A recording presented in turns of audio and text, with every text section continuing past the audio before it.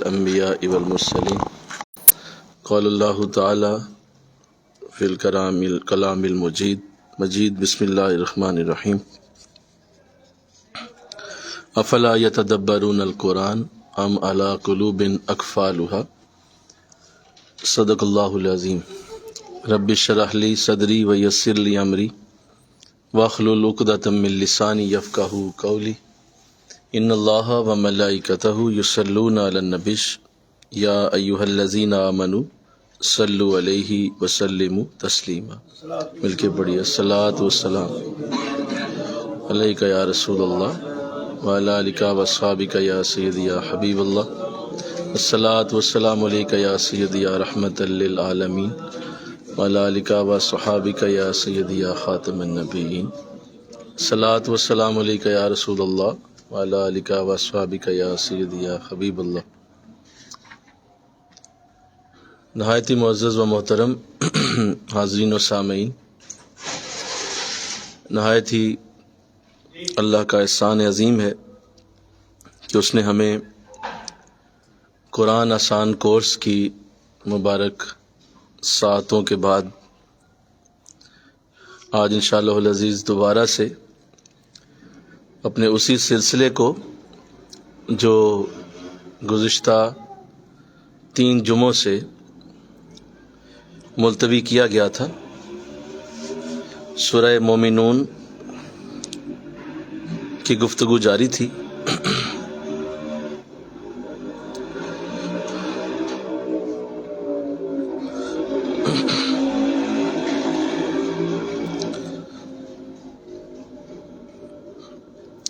اور اس کی خوبصورت آیات کا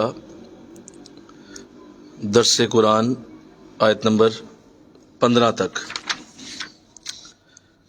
ہو چکا تھا۔ آج انشاءاللہ اس سے اگلی آیات پڑھنے کی سعادت حاصل ہوگی اور اگلا موضوع جو ہے وہ پیش ہوگا۔ بسم اللہ الرحمن الرحیم۔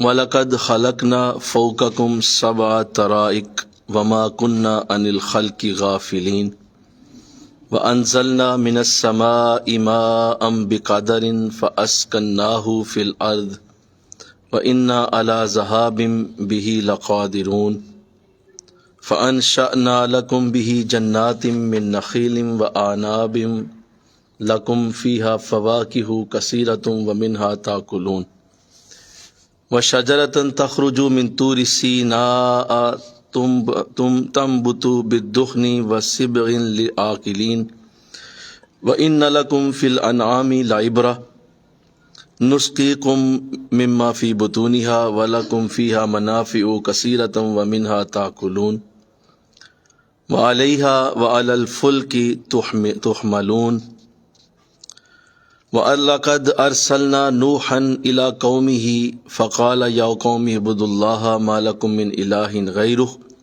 أَفَلَا تَتَّقُونَ فَقَالَ الْمَلَأُ الَّذِينَ كَفَرُوا مِنْ قَوْمِهِ مَا هَٰذَا إِلَّا بَشَرٌ مِّثْلُكُمْ يُرِيدُ أَن يَتَفَضَّلَ عَلَيْكُمْ وَلَوْ شَاءَ اللَّهُ لَأَنزَلَ مَلَائِكَةً مَا سَمِعْنَا بِهَٰذَا فِي آبَائِنَا الْأَوَّلِينَ ان هو الا رجل به جنات فتربصوا به حتى حين قال رب انصرني بما كذبون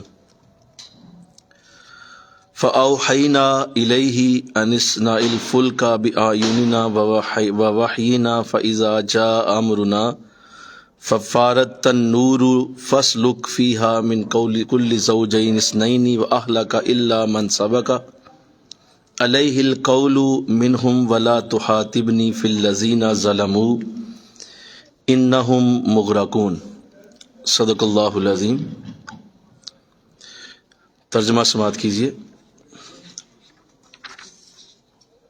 اللہ نے ارشاد فرمایا، اور بے شک ہم نے تمہارے اوپر 7 راستے بنا دیے اور ہم اپنی مخلوق کی طرف سے بے خبر نہ تھے اور ہم نے آسمان سے پانی اندازے کے مطابق اتارا ہے، پھر ہم نے اسے زمین میں ٹھہرا لیا ہے، اور یقیناً ہم اسے بالکل ختم کرنے پر پوری طرح قادر ہیں۔ پھر ہم نے اگائے تمہارے لیے اس پانی سے باغات، کھجوروں اور انگوروں کے، تمہارے لیے اس میں بہت سارے پھل ہیں اور ان میں سے تم کھاتے ہو۔ تمہارے لیے ایک درخت پیدا کیا جو طور سینا میں سے اگتا ہے، اور وہ تیل لیے ہوئے اگتا ہے، اور تم کھانے والوں کے لیے اس میں سالن بھی ہے، اور بے شک تمہارے لیے جانوروں میں بھی غور و فکر کا مقام ہے۔ ہم تمہیں ان کے پیٹوں میں سے دودھ پلاتے ہیں جو تمہارے لیے ان میں طرح طرح کے فائدے رکھتا ہے، اور انہی کے گوشت بھی تم کھاتے ہو، اور تمہیں ان پر اور پھر کشتیوں پر بھی سوار کیا جاتا ہے۔ تو یہ خوبصورت آیات جو ابھی پڑھی گئی ہیں، اللہ اپنے نظام کائنات کی طرف ایک بار پھر توجہ چاہ رہا ہے، اور ایک بار پھر خوبصورت آیات کا نزول جو اس کی کائنات کے خوبصورت نظارے ہیں اور اس نے جو بڑا خوبصورت نظام بنایا ہے وہ اس کی طرف توجہ کروا رہا ہے۔ سب سے پہلے فرمایا کہ ہم نے بے شک تمہارے لیے تمہارے اوپر 7 راستے بنا دیے۔ تو ان 7 راستوں سے مراد 7 آسمان ہیں۔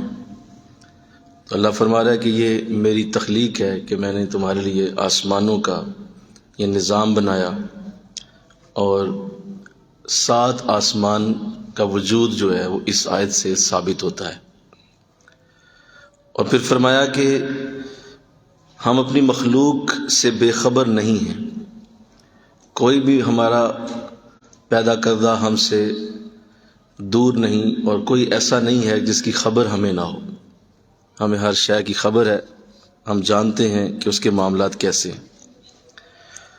اور پھر فرمایا کہ ہم نے آسمان سے پانی اندازے کے مطابق اتارا ہے، یہ پانی کا نظام، اور فرمایا کہ ہم نے اسے زمین میں ٹھہرایا، اور اگر ہم چاہیں تو اسے بالکل ہی ختم کر دیں، اس پہ بھی ہم پوری طرح قادر ہیں۔ مل کے کہو سبحان اللہ۔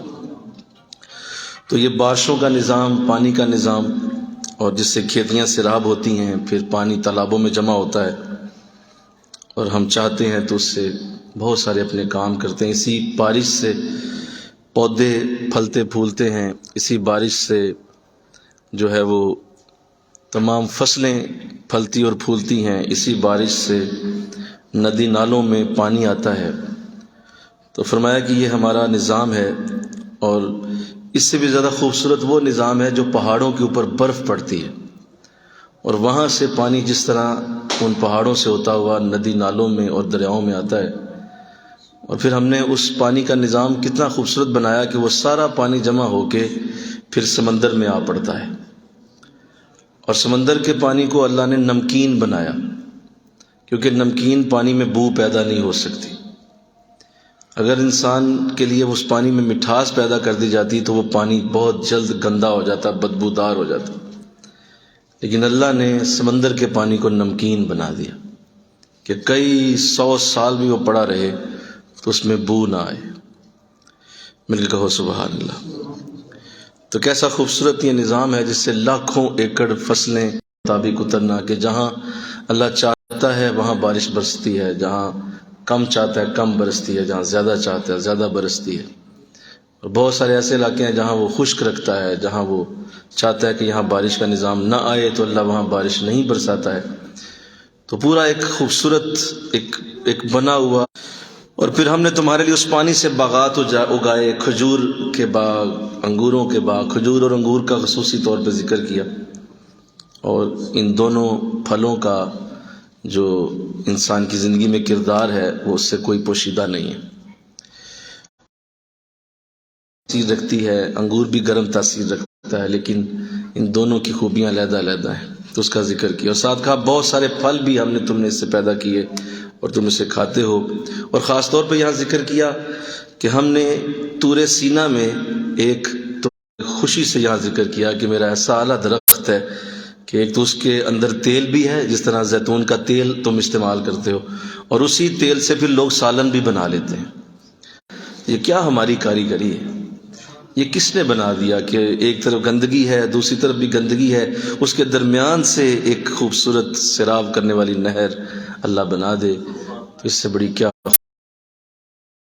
ہم نے تمہارے لیے دودھ جو ان کے پیٹوں سے نکلا ہے اس میں سے ہم تمہارے لیے، حالانکہ وہ چارہ کھاتا ہے لیکن اس کے لیے جب وہ چارہ کھا لیتا ہے تو ہم اس کو دودھ میں تبدیل کر دیتے ہیں۔ یہ کون سی ٹیکنالوجی ہے سوائے اللہ کے، سوائے خدا کے؟ ماشاءاللہ تشریف لائیں، کرسی دیجیے گا حضرت کو۔ اب اس کے بعد سورہ مومنون میں 4 بڑے عظیم قصے آ رہے ہیں، 4 قصے یہاں پیش ہوں گے اور ایک ایک کر کے ہم ان پہ غور کریں گے۔ سب سے پہلا جو اللہ نے سورہ نور میں، کیونکہ آقا دو جہاں صلی اللہ علیہ وسلم کو پچھلے حالات سے آگاہ، قرآن کا ایک بہت بڑا موضوع ہے، اور پچھلے جو دور گزرے، پچھلے جو نبی آئے، ان کے ساتھ کس طرح کے انداز ہوتے تھے اور اللہ کس طرح ان سے پیش آیا اور کیا کیا انداز ہوئے، یہ بھی باقاعدہ قرآن کا موضوع، اور قرآن اس پہ بڑا کھل کے گفتگو کرتا ہے۔ اس سے پہلے سورہ ہود میں ارشاد فرمایا ہم نے نوح علیہ السلام کو ان کی قوم کی طرف بھیجا تو آپ نے فرمایا میری قوم اللہ کی عبادت کرو، تمہارا کوئی خدا نہیں ہے اس کے بغیر، کیا تم بت پرستی کے انجام سے نہیں ڈرتے؟ تو کہنے لگے وہ سردار جنہوں نے کفر اختیار کیا تھا ان کی قوم سے، انہوں نے کہا کہ یہ تو انسان ہے تمہارے جیسا، یہ چاہتا ہے کہ بزرگ بن جائے تم میں سے، اور اگر اللہ نے رسول بھیجنا ہوتا تو کسی فرشتے کو رسول بنا کے بھیجتا۔ تو یہ خوبصورت بات جو قرآن نے کی ہے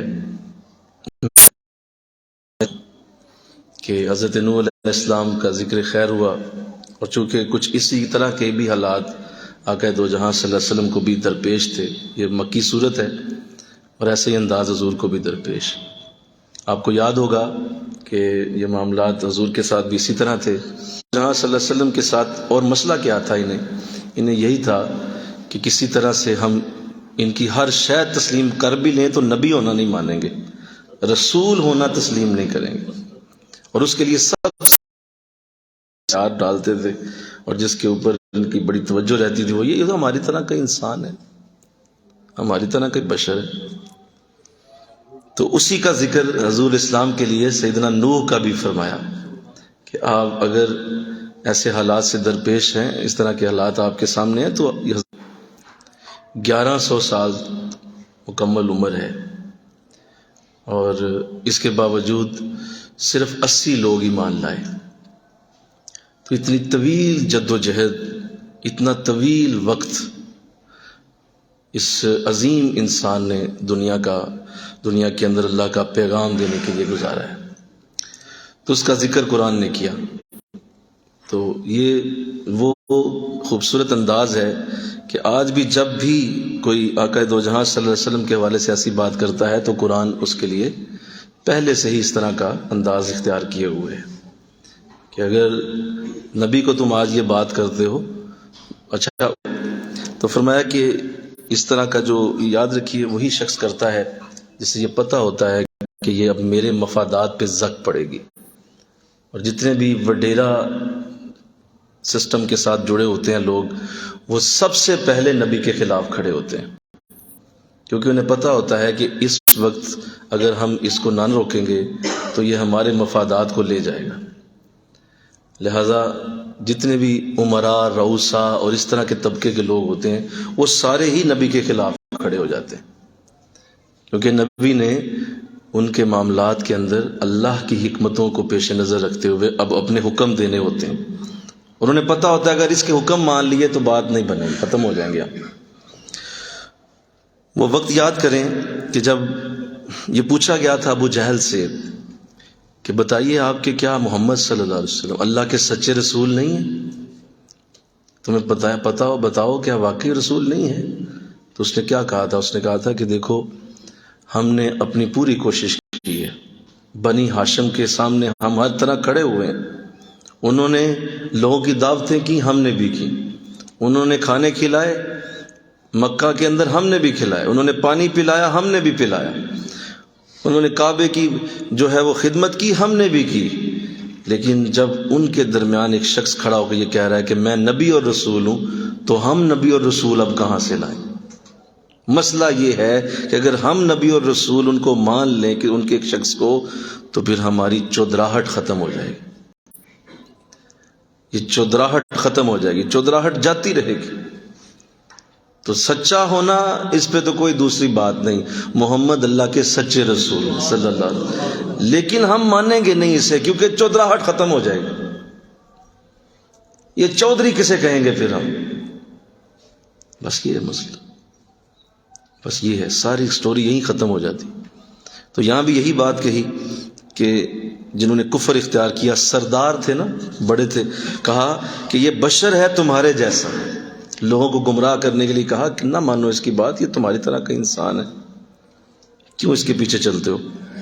اور یہ چاہ رہا ہے کہ یہ بزرگ بنے تمہارے اوپر، اور اللہ اگر رسول ہی بھیجنا چاہتا تو وہ فرشتوں کو رسول بناتا۔ استغفر اللہ، کیسا بے وقوفانہ ایک توجیہ پیش کی گئی ہے کہ دیکھیں فرشتہ رسول ہوتا ہے۔ بھئی فرشتہ کیسے رسول بنتا؟ رسول کا معاملہ ہوتا ہے کہ وہ لوگوں کو اپنی سیرت دکھاتا ہے، چلتا ہے، پھرتا ہے، بیٹھتا ہے، اٹھتا ہے، اس کا بھی گھر ہوتا ہے، اس کے بھی بچے ہوتے ہیں، اس کی بھی زندگی ہوتی ہے۔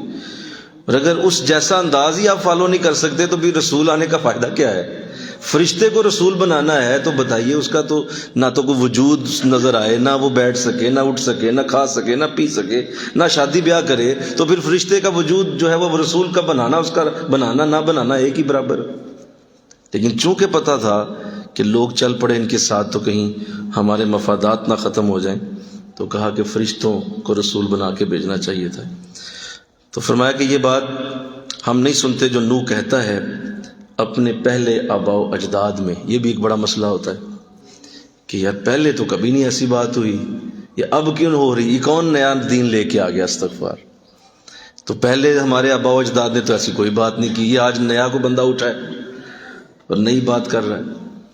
تو یہ دو چیزیں ہو گئیں، ایک بشر کہنا، اور دوسرا پہلے چونکہ ہمارے آباء و اجداد نہیں کرتے تھے تو ہم بھی نہیں کریں گے۔ یہ دو چیزیں ہو گئیں۔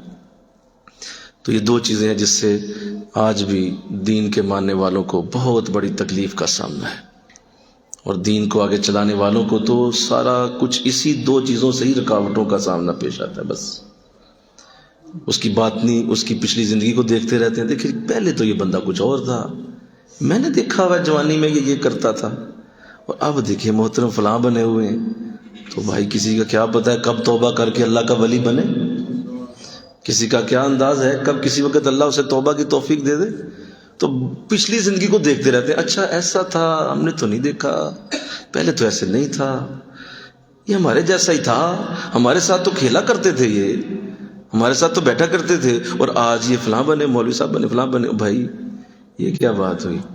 اس کا مطلب یہ ہے کہ تم اگر ماضی کو دیکھ کے اس کے حال کو بھی جھٹلا دو گے تو اس سے بڑی کیا زیادتی ہو سکتی؟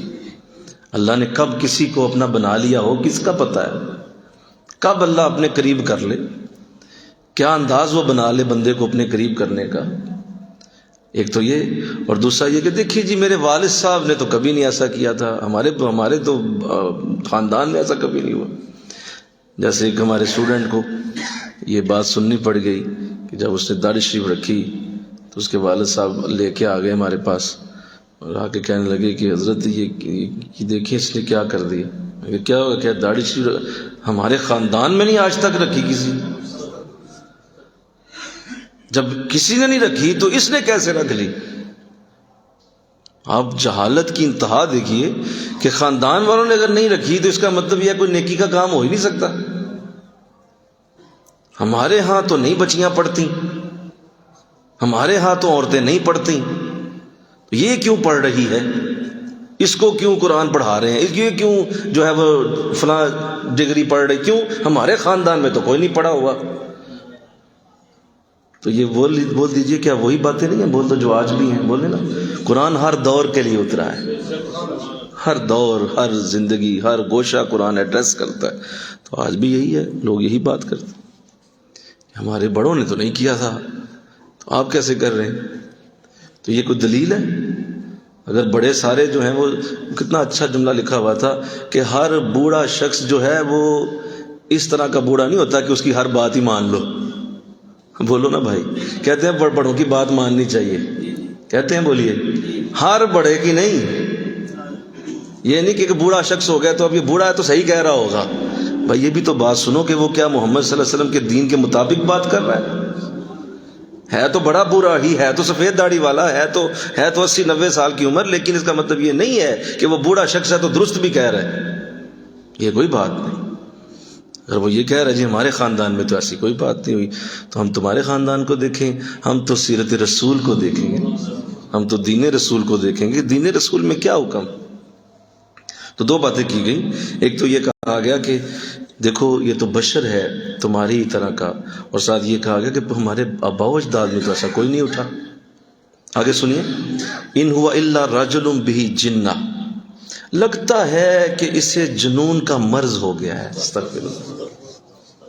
یہ ذرا ذہنی مسئلہ لگ رہا ہے اسے, مجھے لگ رہا ہے کہ ذہنی پرابلم ہے, اور ذہن ٹھیک نہیں اس کا.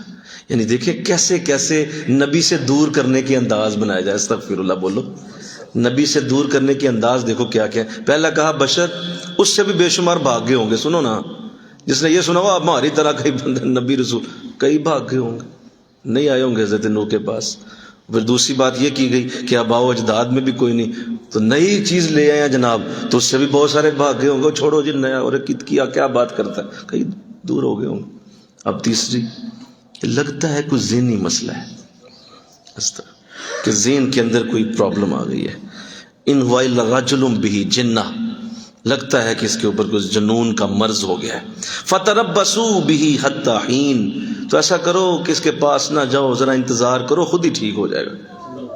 استغفر, خود ہی ٹھیک ہو جائے گا. یہ کوئی نہیں, اس طرح کی چیزیں زیادہ دیر نہیں چلتی, زیادہ دیر ان چیزوں کا وقت نہیں ہوتا, لہذا کچھ انتظار کرو. ظاہر ہے یہ چیزیں ہوتی رہیں, اور 950 سال تبلیغ فرمائی ہے. میں تو جب کبھی یہ لفظ بھی زبان پہ لاتا ہوں تو جسم کے رونگٹے کھڑے ہو جاتے. یہاں ایک مبلغ کو 5-7 سال بھی مل جائیں تو بڑی بات ہے کہ اس کو 10 برس ملے تبلیغ کے. بڑی بات ہے کہ جس کو 20 برس ملے, کسی کو 40 مل گئے. پڑھا بھی کوئی چھلانگ مارے 50 سال کی تبلیغ کر لے گا. بولو. حضرت نوح نے 950 سال تبلیغ, کتنا وقت ہوگا, اور کتنی تکلیفوں, پریشانیوں, ماروں سے گزرے ہیں. ایک بار تو ایسا ہوا کہ لوگوں نے مل کے نا گھیرا ڈال لیا, صرف سمجھانے کے لیے بتا رہا ہوں, گھیرا ڈال لیا اور اتنا مارا کہ آپ بے ہوش ہو گئے, اور لوگوں نے سمجھا شاید مر گئے. بوری میں ڈال کے تو پھینک دیا. اس قدر تکلیف سے گزرے. تو وہ 950 سال کا وہ وقت کتنا سخت وقت ہوگا. اور پھر اس سے بھی بڑی بات آگے آ رہی ہے, میں ابھی اس پہ ذکر کروں گا, کہ 2 بیویاں تھیں, ایک زوجہ آپ کے ساتھ ایمان لے آئی اور دوسری کافرہ رہی. اس نے آپ کا کلمہ نہیں پڑھا. آپ کا ایک بیٹا کنعان بھی کفر میں رہا. 3 بیٹے آپ کے ساتھ ایمان لائے, سام, حام اور یافس. یہ 3 بیٹے آپ کے ساتھ ایمان لے آئے, اور انہوں نے آپ کے ساتھ ہم سفری اختیار کی. آپ کی ایک بیوی بھی آپ کے ساتھ نہیں چلی, اور آپ کا ایک بیٹا بھی آپ کے ساتھ نہیں چلا.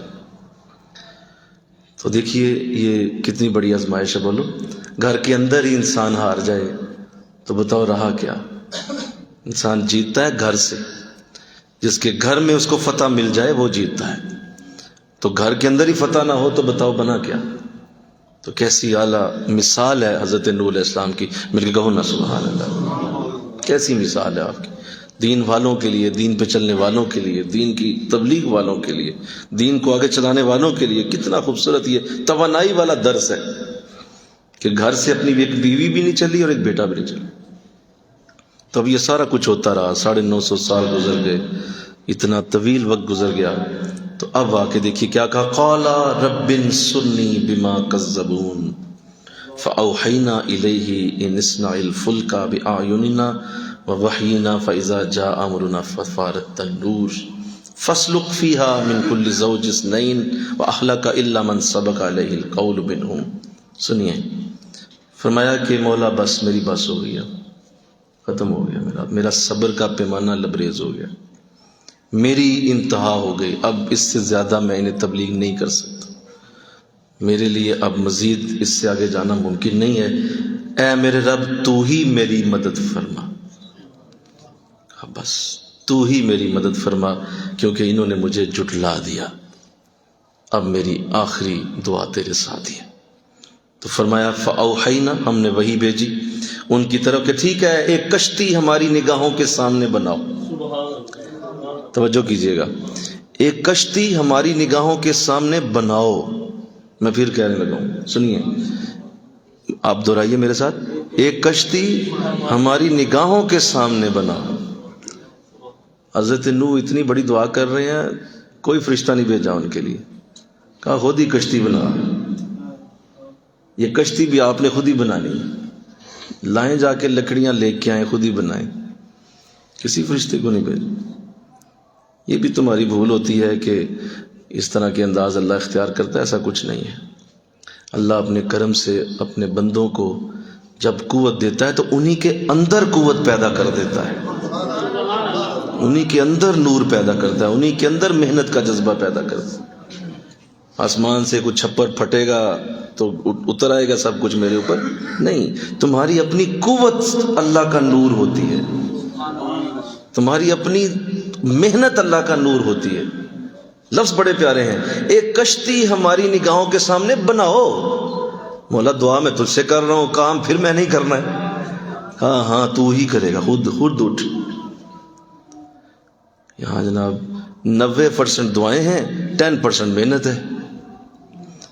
ہاں دعا میں نے کروا لی ہے جی حضرت صاحب سے، ہاں میں داتا صاحب ہو آیا تھا، ہاں مدینہ شریف بھی جا کے مانگ لی ہے، اور بیٹھا ہوا ہے گھر میں اور سوچ رہا ہے کہ اب دعا چکے ہو چکی ہے لہذا خود ہی آئے گا سب کچھ۔ خود نہ پہلے کبھی آیا ہے نہ آج آئے گا، نہ کبھی اللہ ایسا کرتا ہے۔ فرمایا اٹھیں اور کشتی بھی آپ نہیں بنانی ہے اب۔ تو حضرت نوح علیہ السلام نے پھر وہ کشتی بنائی، اور وہ ایک جو ہے وہ بہت بڑا عظیم الجثہ سٹرکچر تھا، بہت بڑا عظیم الجثہ۔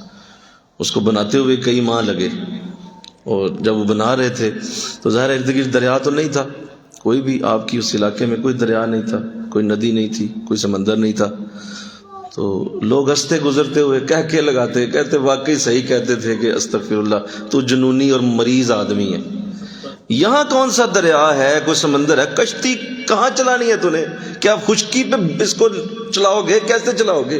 گزرتے گزرتے پھبتیاں مارتے، کستے، مذاق اڑاتے اور ٹچکرے مارتے اور عجیب و غریب الفاظ کہتے آپ کو، آپ سر جھکائے آری چلاتے رہتے، سر جھکائے آری چلا رہے ہیں اور ڈنڈے اور کیل ٹھوک رہے ہیں، اور ساتھ آپ کے جو آپ کے محبت والے تھے وہ لگے ہوئے ہیں، مل کے بنا رہے ہیں۔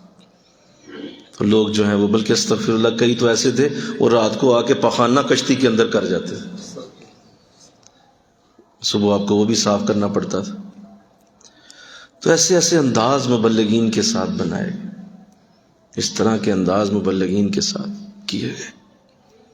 تو کہا کشتی بنائیے، فَإِذَا جَاءَ أَمْرُنَا، جب ہمارا حکم آ جائے گا تو اس کی ایک نشانی ہوگی، نشانی دے رہا ہوں، وہ نشانی یہ ہے فَفَارَتْ تَنُّورُ، تو تنور سے پانی ابل پڑے گا۔ حالانکہ تندور کے اندر تو آگ جلتی ہے، جہاں روٹیاں بنائی جاتی ہیں اس میں تو آگ ہوتی، لیکن فرمایا اس کی علامت یہ ہوگی کہ اس تنور سے پانی باہر آئے گا۔ تو آپ کی زوجہ جو روٹیاں پکا رہی تھی تو اس حالت میں روٹیاں پکاتے ہوئے اس نے دیکھا کہ پانی جو ہے تندور سے باہر آ گیا، تو آپ نے فوراً مطلع کیا، تو آپ نے پھر حکم دیا کہ جتنے میرے ساتھ ہو سب کشتی میں بیٹھ جاؤ، سارے کشتی میں چلے جاؤ۔ آگے قرآن بیان کر رہا ہے، سنیے، پانی ابل پڑے گا تنور سے تو داخل کر لو اس میں ہر جوڑے میں سے دو، ہر جوڑا پکڑ لو، دو۔ اور یہ اللہ نے کمال کیا کہ تمام کائنات کو حکم دیا گیا، جتنے زمین پہ جاندار تھے ان سب کو حکم ہو گیا کہ سب نوح کی کشتی کی طرف چل پڑو۔ وہ سارے ہی حضرت نوح کی کشتی کے قریب آ گئے۔ حضرت نوح نے پھر نر مادہ کو لے کر تو آپ نے کشتی میں سوار کیا۔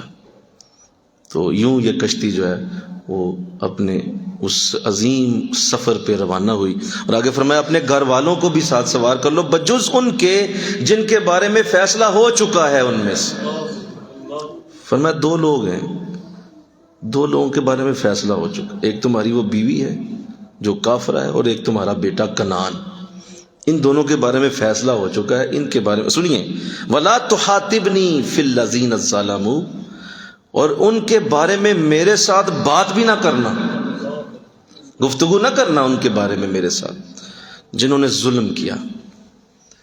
فرمایا یہ نہ ہو کہ آپ کی سفارش آ جائے، بیوی ہوتی ہے نا، بولو نا، بیوی کے ساتھ انس تو ہوتا ہے نا، بیٹے کے ساتھ بھی ہوتا ہے کہ نہیں ہوتا ہے، بڑا ہوتا ہے، تو کہا یہ نہ ہو کہ آپ کی سفارش آ جائے، لہٰذا مجھ سے بات نہ کیجیے گا، کیونکہ اگر آپ بات کر دیں گے تو نبی کی بات پھر میرے لیے ویلیو رکھتی، میں رب تو ہوں لیکن آپ بھی تو ہمارے محبوب ہیں، اچھے ہیں، ہمارے پیارے ہیں، آپ رسول ہیں، نبی ہیں، تو لہذا ہم آپ کی پھر بات پھر ماننے پہ آ جائیں گے، لہذا پہلے ہی بتا رہا ہوں بات ہی نہیں کرنی ہے ان کی آپ۔ تو میں یہاں توجہ چاہوں گا، سنیے، آپ کا رشتہ اسی سے صحیح سلامت رہتا ہے جو دین پہ آپ کے ساتھ چلتا ہے، ورنہ اس کا رشتہ اللہ رسول کی نظر میں کوئی نہیں۔ تم اسے بے شک بیٹا سمجھتے رہو، بیٹی سمجھتے رہو، بھائی سمجھتے رہو، ٹھیک ہے، تمہاری مرضی ہے، لیکن اللہ رسول کی نظر میں جو دین کے اوپر ہی تمہارے ساتھ نہیں چل رہا، اس کے لیے کیا تم پریشان ہو رہے ہو، کیوں اپنے آپ کو ہلکان کر رہے؟ تو اللہ اس سے محفوظ کرے، آمین کہو نا۔ اپنے بے دین بچوں کے لیے لوگ کتنا کتنا ظلم کماتے ہیں، بے دین بچے، بے نماز، شرابیے، برا حال دین کا، اور باپ صاحب ان کے لیے مارا مارا پھرتا ہے۔ اتنی پرواہ کا حکم تمہیں دیا کس نے؟ پورا قرآن اٹھائیں، میں ایک بات کرنے لگا ہوں، بڑا دھیان سے سنیے گا، پورا قرآن اٹھائیں، کسی بھی جگہ اللہ نے اولاد سے پیار کا حکم نہیں دیا، اولاد کو حکم دیا ماں باپ سے پیار کرو۔ نہیں سمجھ آئی بات؟ اولاد کو کہا وَبِالْوَالِدَيْنِ احسان، بھائی اپنے والدین سے احسان کرو، لیکن یہ نہیں کہا ماں باپ کو کہ تم بھی پیار کرو، کیوں؟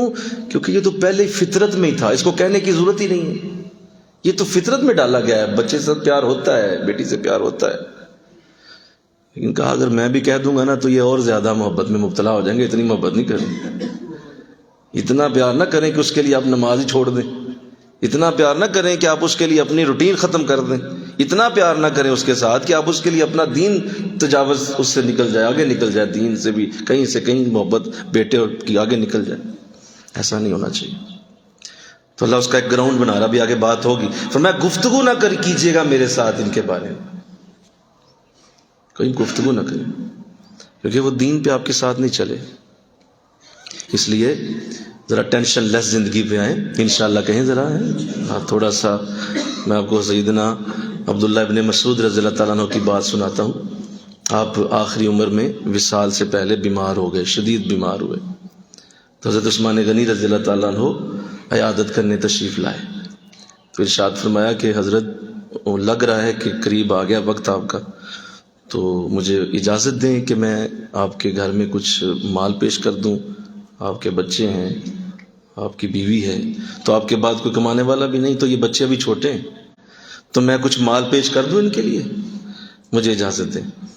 تو حضرت عبداللہ ابن مسعود رضی اللہ تعالیٰ عنہ، صاحب النالین والعصا، حضور کے نالین کو اٹھانے والے اور حضور کے عصا کو اٹھانے والے، سنیے کیا جواب دیا۔ ہم اولاد کی محبت میں پاگل ہوئے جاتے ہیں، او بھائی اتنی نہیں کرنی، ہاں اتنا کرو جتنا وہ آگے سے لے جائیں تمہاری بات کو، باقی اللہ کے حوالے کرو۔ تو کیا خوبصورت جملہ بولا، کہا عثمان ایسا خبردار نہ کیجیے گا، ایسا خبردار آپ نے نہیں کرنا، میں نے انہیں سورہ واقعہ سکھا دی ہوئی ہے، میں نے انہیں سورہ واقعہ سکھا دی ہے، اور اگر یہ اللہ کے دین پہ رہیں گے تو اللہ انہیں خود ہی غنی کر دے گا، اور اگر یہ بے دین ہوں گے تو اپنے بے دین بچوں کے لیے میں 1 روپیہ بھی چھوڑ کے نہیں جانا چاہتا کہ یہ اس کو خرچ کر کے اور میرے لیے عذاب کا سبب بنے، اگر یہ دین پہ رہیں گے تو انہیں خدا خود ہی غنی کر دے گا۔ یہاں جناب جائیدادیں ہڑپ ہو رہی ہیں بچوں کے لیے، حقوق مارے جا رہے ہیں بچوں کے لیے، یہ بھی میں جمع کر لوں، وہ بھی جمع کر لوں، کیوں؟ بچوں کو مل جائے کسی طریقے سے، میرے بچے اس بات میں پریشان نہ ہو، تو وہ جو جہنم کی آگ تیرے بچوں کی وجہ سے تیری قبر میں داخل ہونی ہے نا، اس کا بھی حساب تو نہیں دینا ہے۔ نہیں میں بچوں کے لیے کما رہا ہوں، کیا اتنا حکم ہے، اتنا زیادہ آپ بچوں کی ٹینشن لے گئے؟ تو انشاءاللہ کہہ دو میری بات سمجھ نہیں آئی ویسے آپ کو، یہ سمجھیں بات. کہا خبردار آپ نے بات کی ان کی میرے سامنے، گفتگو نہ کیجیے گا ان کے متعلق جنہوں نے ظلم کیا. اور آگے سنیے، انہم مغرقون، بے شک وہ غرق کر دیے جائیں گے. نوٹ کر لو، میں ابھی کہہ رہا ہوں انہیں میں نے غرق کر دینا ہے. سن لو مجھ سے نو، میں نے انہیں مار دینا ہے، ختم کر دینا ہے، آج ختم کر دوں گا. مغرقون، ہم غرق کر دیں گے. مجھے بتائیں اس سے بڑی کیا ہو سکتی ہے ایک باپ کے لیے؟ بتائیے. بے شک نافرمان بیٹا ہو لیکن پتہ ہو کہ ابھی تھوڑی دیر بعد غرق ہونے لگا. سوچئے کیا گزرتی ہے. اس طرح قرآن پڑھنا چاہیے. انشاءاللہ تو کہہ دو بھائی کہ اس کو تصور میں لاؤ نا کہ وہ کیا فیلنگ آئی ہوگی. انہم مغرقون، یہ تو سارے غرق ہونے والے ہیں. ہم اب کسی کو بھی نہیں چھوڑیں. آگے فرمایا فَإِذِ اسْتَوَيْتَ أَنْتَ وَمَن مَّعَكَ عَلَى الْفُلْكِ فَقُلِ الْحَمْدُ لِلَّهِ الَّذِي نَجَّانَا مِنَ الْقَوْمِ الظَّالِمِينَ. پس جب اچھی طرح بیٹھ جائیں آپ، اب اللہ آگے دیکھیں کتنے پیار سے گائیڈ کرنے لگا ہے. بلکہ کہو نا سبحان اللہ، ذرا دھیان کیجئے گا. پس جب آپ بیٹھ جائیں آپ کے ساتھی کشتی کے اندر تو کہنا سب تعریفیں اللہ ہی کے لیے ہیں جس نے ہمیں ظالم قوم سے نجات دی. کہا جب کشتی میں چلے جائیں تو بھی مجھے یاد کر کہ میں نے آپ کے لیے کتنا اچھا انتظام کروایا اور کیا انداز بنا.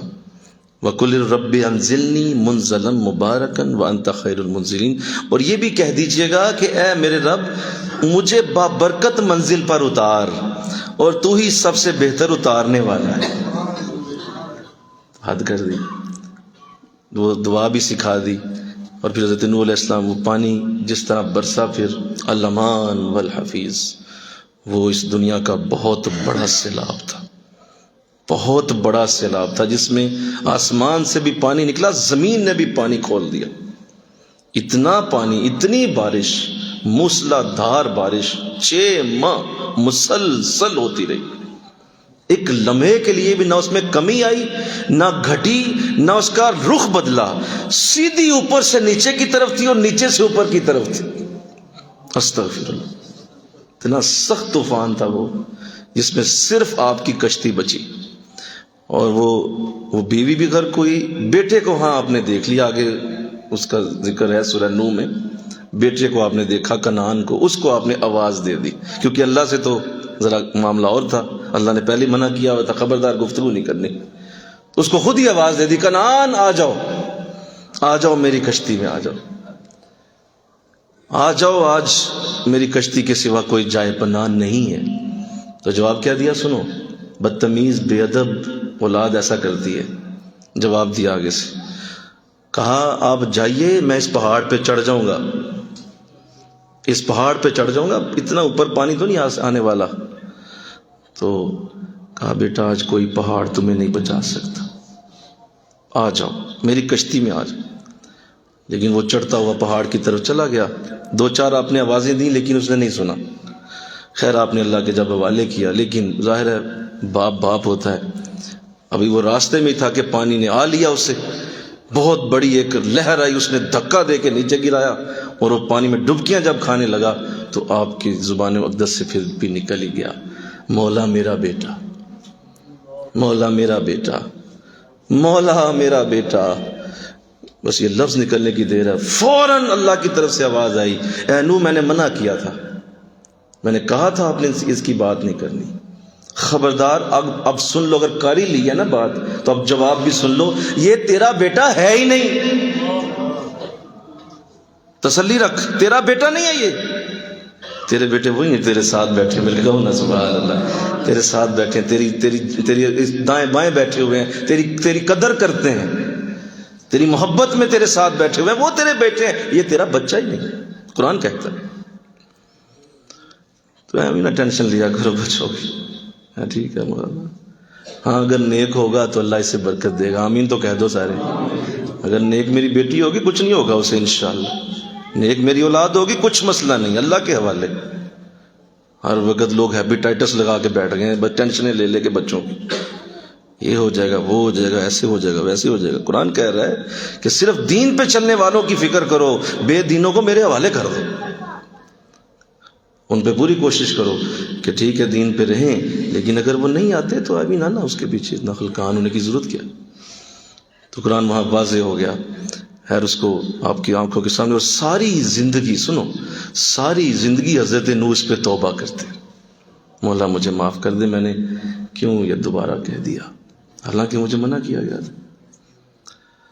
تو لہذا محبت صرف اللہ سے، مجھے کہو نا سبحان اللہ، اللہ سے پیار، اس کے دین سے پیار، اس کے ساتھ عشق، اور اس طرح کا انداز بنایا گیا، پورا ایک انداز بنا کے اللہ نے خوبصورت انداز میں جو ہے وہ ارشاد فرمایا۔ آخر میں جو آپ نے گفتگو فرمائی ہے، میں اس پہ انشاءاللہ اگلے درس میں چند باتیں کروں گا، آج یہیں تک، اللہ سمجھنے کی توفیق عطا فرمائے۔ وما علینا الا البلاغ، سنتے ہیں عطا فرمائے۔